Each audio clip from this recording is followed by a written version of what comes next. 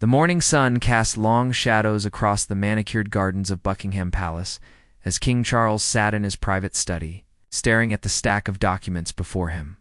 The room was silent, except for the steady tick of the antique clock on the mantelpiece.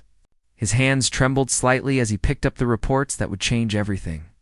For weeks, Charles had been receiving troubling information about Camilla's family members. Her brother Mark had been involved in questionable business dealings, using his connection to the royal family to secure contracts that raised ethical concerns.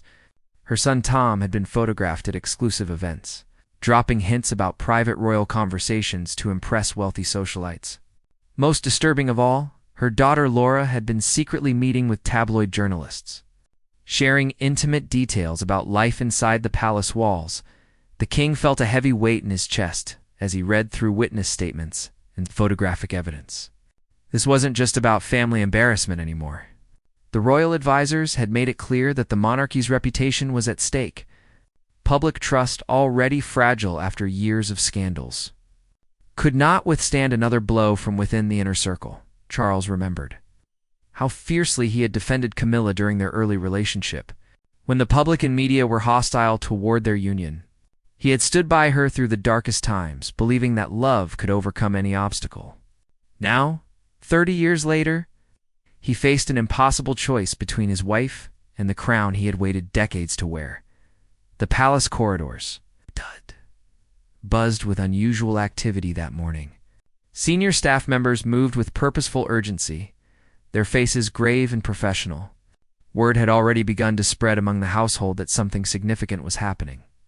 The Queen Consort's private secretary had been summoned to an emergency meeting, and security protocols were being quietly adjusted. In her own quarters, Camilla noticed the strange atmosphere but attributed it to the usual palace politics. She was reviewing her schedule for the upcoming week, planning charity visits and official engagements. The irony wasn't lost on her that she was organizing events to support causes close to her heart while her own world was about to crumble around her. The king's private secretary, a man who had served the royal family for over 2 decades, knocked softly on the study door. Charles looked up with tired eyes, knowing that this conversation would set irreversible events in motion.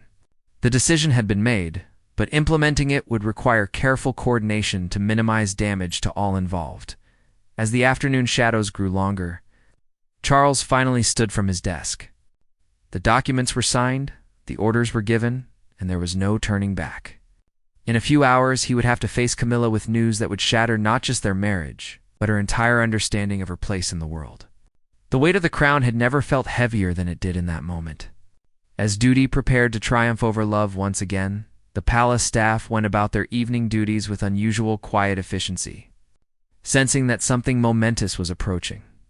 In the distance, the first autumn leaves began to fall from the ancient oak trees that had witnessed centuries of royal drama, adding their silent testimony to another chapter in the long history of personal sacrifice for the sake of the monarchy. The clock struck 8 as Camilla made her way to the private dining room, expecting a quiet dinner with her husband. She had changed into a comfortable dress, looking forward to one of their rare peaceful evenings together without official duties or public appearances. The corridor seemed unusually empty. With fewer staff members visible than normal, Charles was already seated when she entered. But something in his posture immediately caught her attention. He wasn't reading papers or checking his phone as he usually did. Instead, he sat perfectly still, his hands folded on the table, staring at the empty place setting across from him. The usual warmth in his eyes was replaced by a cold distance that made Camilla's heart skip a beat. She settled into her chair, attempting light conversation about her day's activities, but Charles remained largely silent. The staff served the first course with their typical professionalism, but even they seemed more formal than usual. The atmosphere in the room felt heavy, like the air before a thunderstorm. Finally, Charles spoke. His voice was steady, but lacked its usual gentle tone. He told her that they needed to discuss some serious matters regarding her family. Camilla's fork paused halfway to her mouth as she watched her husband's face, searching for clues about what was coming. She had sensed something was wrong for her. Days but had hoped it was just the usual pressures of royal life. The king began methodically laying out the evidence that had been gathered. Each revelation hit Camilla like a physical blow. Her brother's business dealings, her son's indiscretions, her daughter's betrayals, it was all there, documented and undeniable. She listened in growing horror as Charles described how her family had been systematically exploiting their royal connections. Camilla's initial reaction was denial. She shook her head repeatedly, insisting there must be some mistake, some misunderstanding. These were her children, her brother, people she had loved and trusted her entire life. Now, surely they wouldn't betray her in such a calculated way. But as Charles continued presenting the evidence, her denials became weaker, more desperate. The breaking point came when Charles showed her photographs of Laura meeting with journalists at a high-end London restaurant. The images were clear and recent, showing her daughter handing over what appeared to be documents while accepting an envelope in return. In that moment, Camilla's world shifted on its axis. Everything she thought she knew about her family's loyalty crumbled before her eyes. Charles explained that the palace had no choice but to take action. The royal advisors were unanimous in their recommendation that all of Camilla's family members must be permanently distanced from the royal household. Their access to palace events would be revoked, their informal roles would be terminated, and any financial support would cease immediately. The queen consort sat in stunned silence as the full implications became clear. This wasn't just about her family losing privileges, it was about her losing the people who had been her anchor throughout her transition into royal life. Her voice cracked as she asked if there was any way to handle this privately. To give her family a chance to make amends, Charles's response was delivered with the cold finality of a judge pronouncing sentence. The decision was final and non-negotiable. The monarchy's survival depended on swift and decisive action. There would be no second chances, no private warnings, no gradual distancing. The separation had to be complete and immediate. As the dinner plate sat untouched between them, Camilla realized that her husband was not just the man she loved, he was the king. And the king's duty would always come before personal relationships. The fairy tale of their late-in-life romance was colliding with the harsh realities of royal responsibility. And there would be no happy ending to this chapter of their story. The following morning brought no relief for Camilla. She had spent the night pacing her private apartments, her mind racing between disbelief and devastating acceptance. Sleep had been impossible as she wrestled with the reality that her family had betrayed not just the royal institution, but her personally. Every memory of recent conversations now took on a sinister new meaning.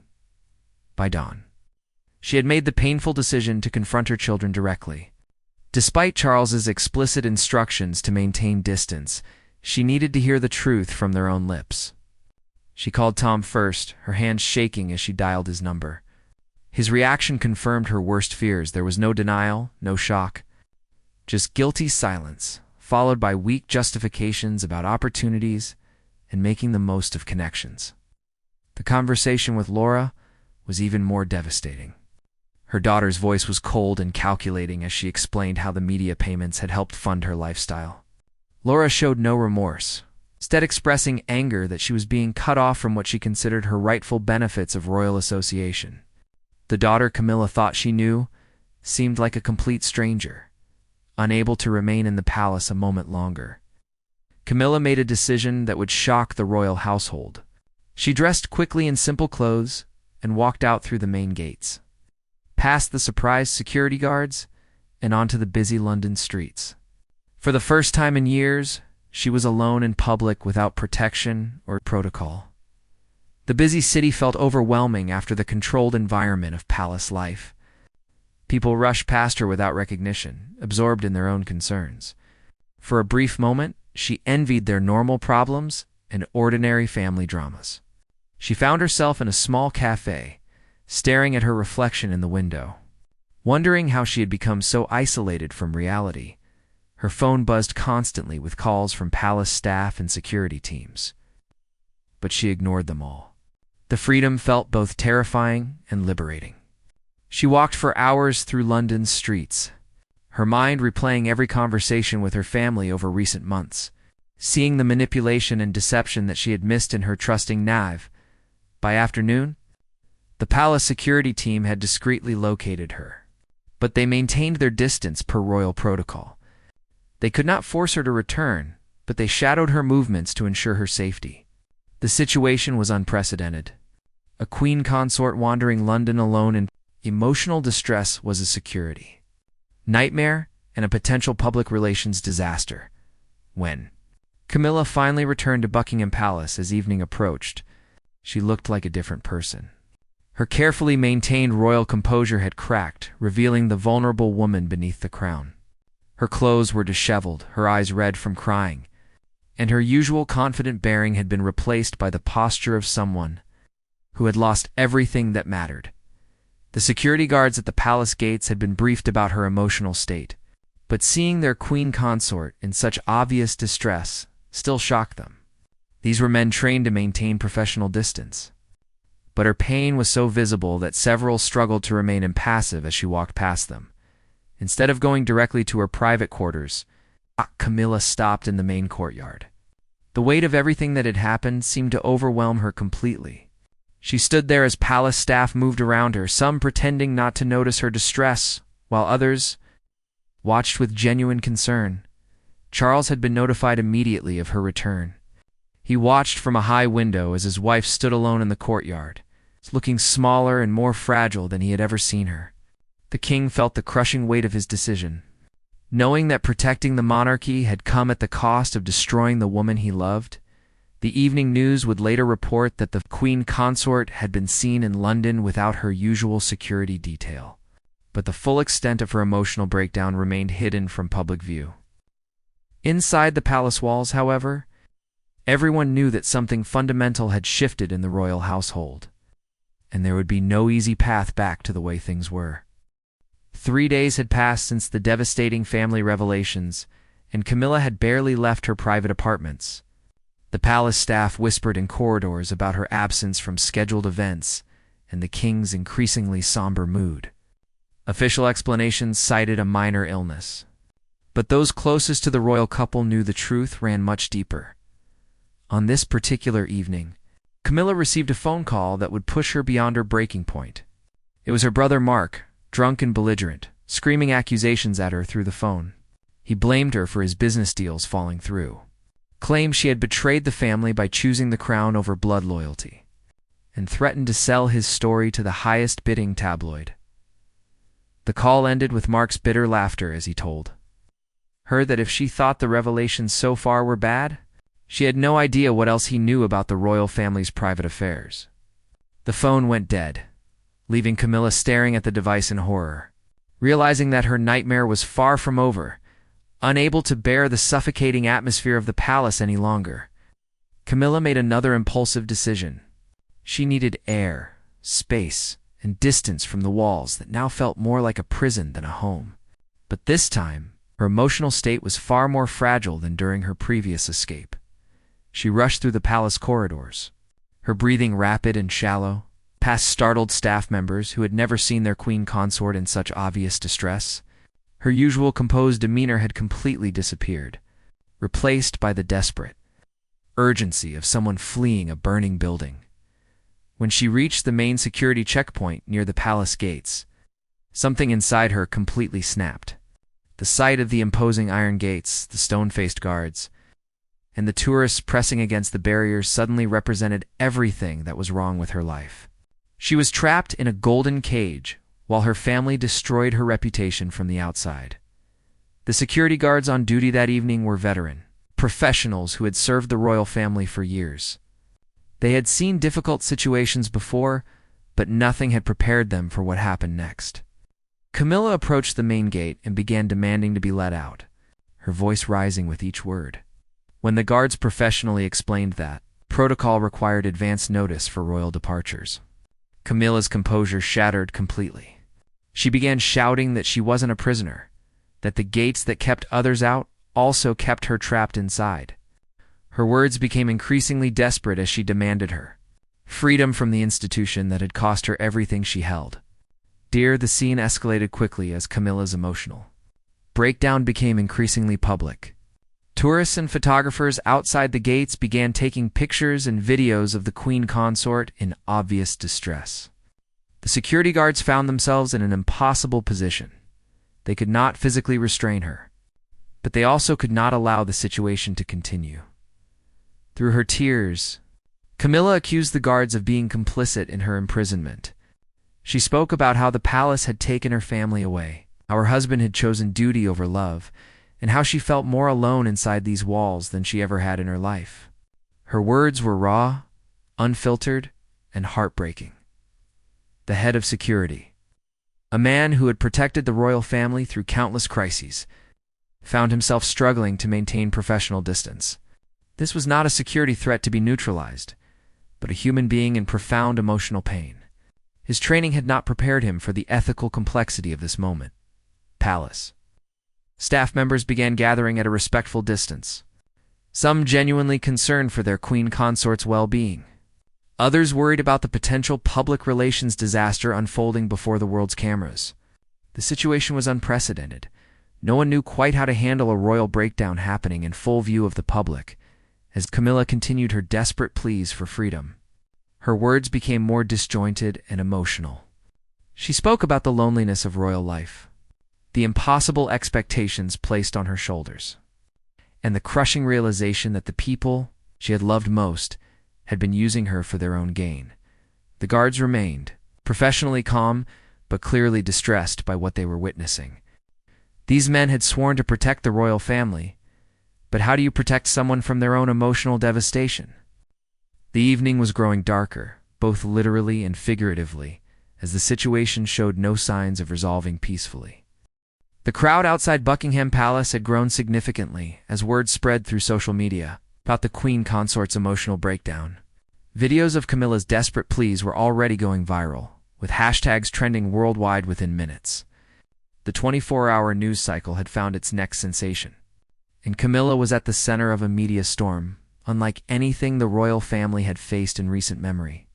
Inside the palace, emergency protocols were being activated. The king's private secretary was coordinating with the press office to develop damage control strategies, while senior staff members debated whether to intervene directly in the unfolding crisis. Charles himself was caught between his duty as king and his love for his wife, watching helplessly as the woman he cared for most suffered in full public view. The security guards found themselves in an increasingly difficult position as more tourists and journalists gathered outside the gates.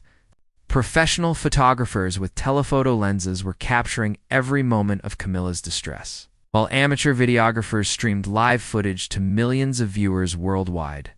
The guards had been trained to protect the royal family from external threats, but this threat was coming from within. Camilla seemed oblivious to the growing crowd, and the cameras documenting her every word and gesture. Her emotional state had deteriorated to the point where she was speaking to the guards as if they were her confessors, sharing intimate details about her marriage, her feelings of betrayal, and her growing regret about ever joining the royal family. She spoke about how she had given up her quiet life for love, only to discover that royal love came with impossible conditions. Her voice cracked as she described feeling like a stranger in her own home, surrounded by staff who served the institution rather than the person. The guards listened with growing discomfort, knowing that her words were being recorded and would soon be analyzed by media experts around the world. The situation became even more heartbreaking when Camilla began speaking directly to the crowd.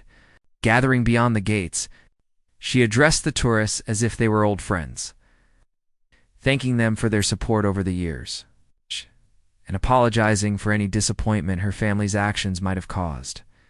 Her words showed a genuine connection to the public. That had always been one of her strengths as queen consort, but her emotional vulnerability also made her reckless with information that should have remained private. She mentioned specific details about palace security procedures, family conversations, and internal royal discussions that were never meant for public consumption. Each revelation created new headlines and deeper complications for the palace communications team. The most devastating moment came when Camilla broke down completely, collapsing against the iron gates as she sobbed about feeling trapped and alone. The images of the queen consort clinging to the palace gates while crying became instant, iconic photographs that newspapers around the world would feature on their front pages the next morning.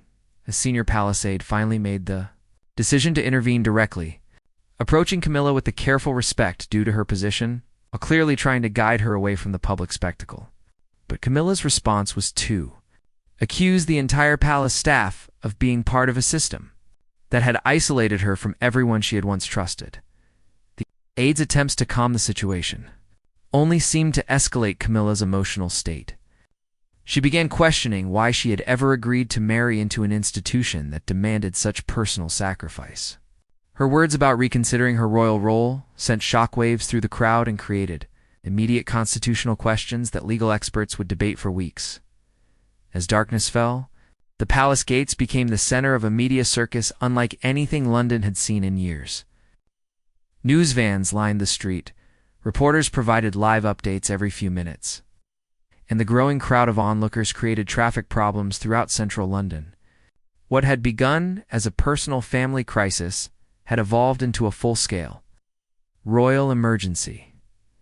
The security guards remained at their posts, torn between their professional duties and their human sympathy for a woman clearly in profound emotional distress. They had seen many difficult moments in their careers, but nothing had prepared them for the complex emotions of watching their queen consort suffer so publicly while being powerless to truly help her. The evening's events would later be described by constitutional experts as unprecedented in modern royal history, raising serious questions about the personal cost of royal duty and the adequacy of support systems within the palace structure. The sound of footsteps echoing across the palace courtyard cut through the chaos like a knife. King Charles emerged from the main entrance, his face grave but determined. The crowd outside the gates fell silent as they recognized the tall figure walking purposefully toward the unprecedented scene at his own front door. This was the moment everyone had been waiting for, the king finally coming to face the crisis that threatened to tear apart his marriage and his monarchy. Charles approached the scene with the measured dignity that had been drilled into him since childhood, but those who knew him well could see the pain in his eyes. He nodded respectfully to his security team, acknowledging their impossible position. Before turning his full attention to his wife, the cameras captured every nuance of his expression as he looked at Camilla clinging to the gates, her royal composure completely shattered. When he spoke her name, his voice carried both authority and tenderness. Camilla looked up through her tears, and for a moment, the king and queen consort stood facing each other across a divide that seemed wider than the few feet of pavement between them. The crowd outside the gates pressed closer. Sensing they were witnessing a pivotal moment in royal history, Charles extended his hand to his wife. But instead of immediately taking it, Camilla began speaking again. This time, however, her words were different. The desperate hysteria was replaced by a clear, firm voice that carried across the courtyard. She told her husband that she understood his position as king, but that she needed him to understand her position as a woman who had lost everything for love. The king listened without interruption, as Camilla explained how the betrayal by her family had left her questioning every relationship in her life, including their marriage. She spoke about feeling like she had become more of a royal asset than a beloved wife, more valuable for her public service than her private companionship. Her words were measured now, but their impact was devastating. Charles's response surprised everyone, including the palace staff who had never seen their king show such public emotion. He stepped forward and placed his hands on the iron gates, mirroring his wife's position. In a voice that carried clearly to the crowd, he acknowledged that in protecting the monarchy, he had failed to protect the woman he loved. The king spoke about the impossible balance between personal happiness and royal duty, admitting that he had perhaps learned the wrong lessons from his first marriage's failure. He had been so focused on avoiding past mistakes that he had created new ones, prioritizing institutional concerns over emotional support when Camilla needed him most. What happened next would be remembered as one of the most human moments in modern royal history. Charles opened the gates himself, symbolically removing the barrier between his wife and her freedom. He told her that if she needed to leave, to find space to heal and decide her future, he would not stop her. The institution would survive whatever decisions she made, Camilla stood frozen for a long moment. Processing this unexpected gesture, the crowd held its breath as she looked from the open gates to her husband's face.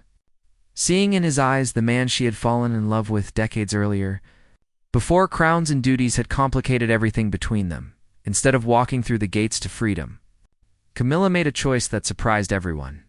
She stepped toward Charles, not away from the palace. But her words made it clear that this was not a surrender to royal expectations. She told him that she would stay, but only if significant changes were made to how the royal household operated and how family crises were handled in the future. The king agreed immediately to her conditions, promising that they would work together to create better support systems and more humane approaches to personal problems within the royal framework. He also committed to seeking professional help for both of them to process the trauma of recent events and rebuild trust in their relationship. As they walked back toward the palace together, the crowd began to disperse, many of them moved by what they had witnessed. The security guards resumed their posts with visible relief, having seen a crisis resolved not through protocol or force, but through honest communication and mutual respect. The next morning's newspapers would carry headlines about royal reconciliation and institutional reform. But for Charles and Camilla, the real work was just beginning. They had survived the immediate crisis, but rebuilding their marriage and creating a more sustainable approach to royal life would require ongoing effort and professional support. The empty palace gates stood as a symbol of both the vulnerability and the strength that had been revealed. During those difficult hours, the monarchy had faced one of its most personal challenges and emerged not unscathed, but perhaps more honest about the human cost of royal service than it had been in generations.